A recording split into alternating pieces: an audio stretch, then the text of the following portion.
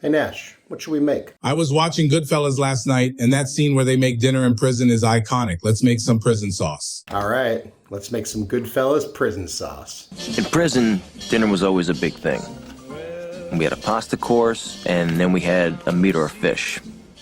Paulie did the prep work. He was doing a year for contempt, and he had this wonderful system for doing the garlic.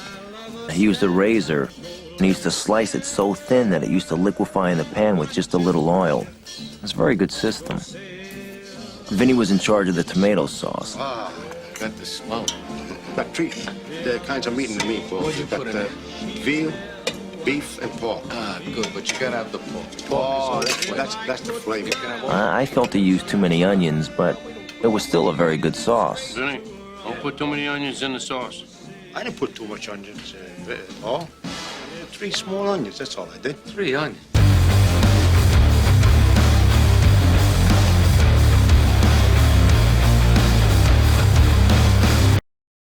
We got a suggestion from user Don't Make Me Re-Register to make the GoodFellas Prison Sauce. And this one really excited me because it's one of my all-time favorite movies. It's an iconic scene when they're in prison and they talk about how they're making dinner and they make the pasta sauce. Iconic scene from an iconic movie. They're a little light on details, so we're gonna have to take some creative culinary license here, fill in some of the blanks ourselves. So I took a few notes from Babish and some other things, but we're gonna put our own spin on it. So hey, without further ado, let's go make some prison sauce. Okay, so first step, commit a crime, get arrested, go to prison. Just kidding, we can do this at home. So Paulie had a system. He would chop the garlic with a razor blade so thin that it would dissolve in the oil. That's not really gonna happen, but we'll do this anyway because I've always wanted to try it.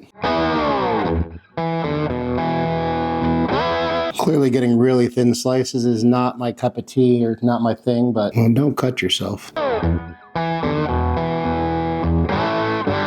It's very tedious. And will it really dissolve in a little bit of oil? Not exactly, but still cool. When it comes to onions, there is a little bit of a debate. Well, Henry thinks that Vinny uses too many onions. Paulie just says don't put too many onions in it. But either way, Vinny uses 3 onions, 3 small onions, so that's what we're gonna do.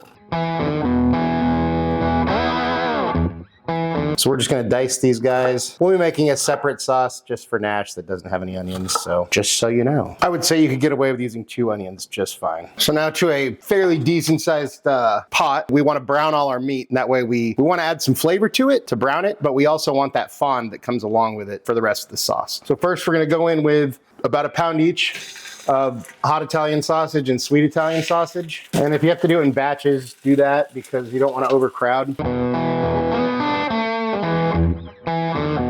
Now we brown the rest of our meat. Same thing, we're trying to get that fond plus brown the meat for flavor. Vinny was very specific about beef, veal, and pork because that's where the flavor is. They probably used shanks. The details are a little light, but I got some chuck roast, some pork shoulder, and some mystery veal. So we'll go ahead and brown these. And again, you don't want to crowd your pot.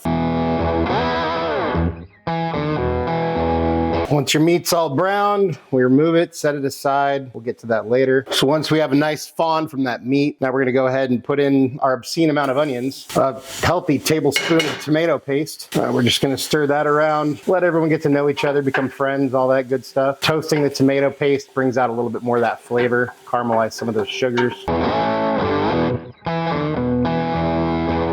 Make a little landing spot, add a little bit of oil. Then we throw in our finely sliced garlic. Whoops, I missed the landing spot, but oh well. And then the rest of the garlic that I got tired of slicing, and I just used my garlic press. Let that cook for 30, 45 seconds until it starts to get fragrant. Then stir that around until everything is smelling delicious. Then we add a splash of red wine to deglaze our pan, scrape up all that fond.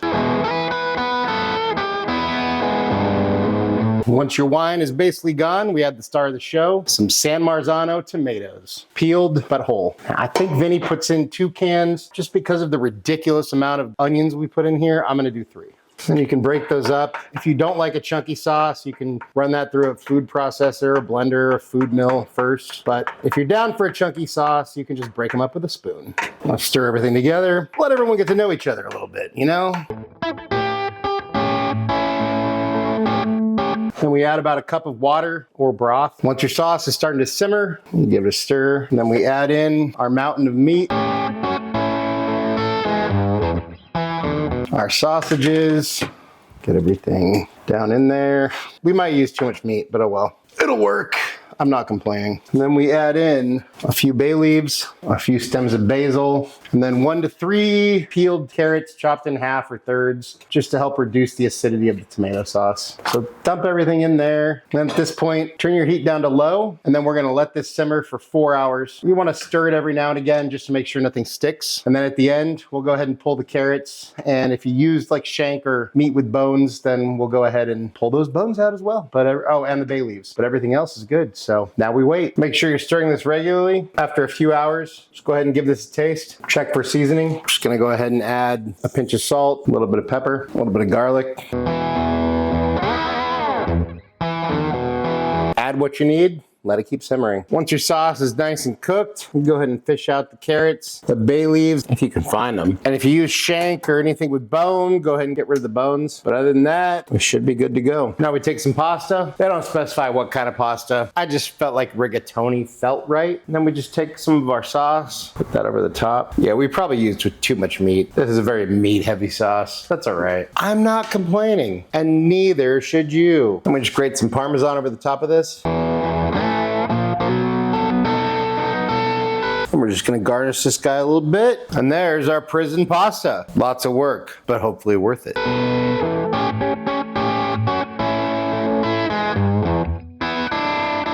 Okay. Now we could eat. Time for a bite. Cheers.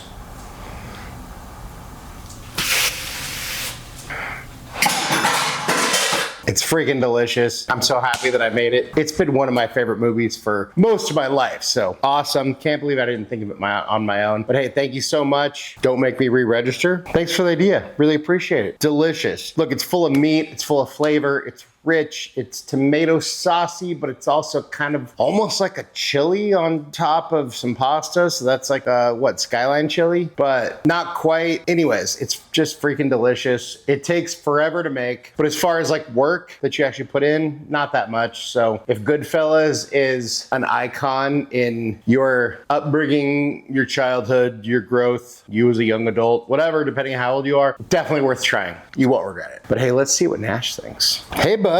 How you doing? As far back as I can remember, I always wanted to be a gangster. Well, check it out. We got, well, you know you requested something you can't eat. Well, you're drooling like a mofo. But we did make you your own version with all the meat, but none of the onions and all that other stuff. Here you go.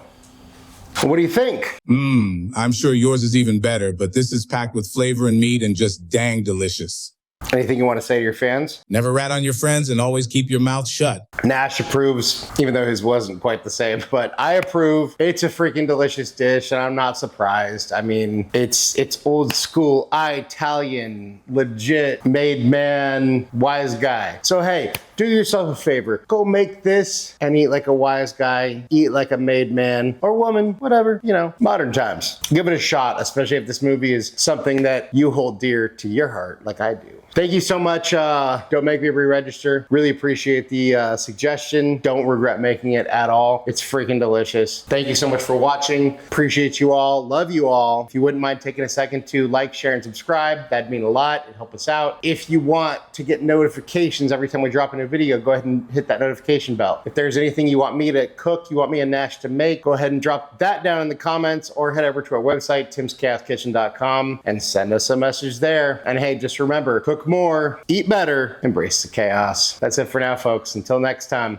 peace.